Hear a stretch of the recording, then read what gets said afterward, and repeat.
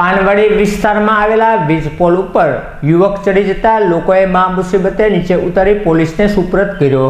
પાનવાડી વિસ્તારમાં ખેડાના કઠલાલ તાલુકા ખાતે રહેતા અરજણભાઈ શંકરભાઈ પરમાર અગમ્ય કારણોસર વીજ પોલ ઉપર ચડી ગયા હતા। ત્યારે લોકોના ટોળાઓ એકત્ર થયા હતા અને લોકોએ દેકારો મચાવી આખરે વીજ પોલ ઉપરથી ચડેલા અરજણભાઈ પરમારને નીચે ઉતાર્યા હતા અને પોલીસને જાણ કરતા પોલીસે અરજણભાઈ પરમારની અટકાયત કરી હતી।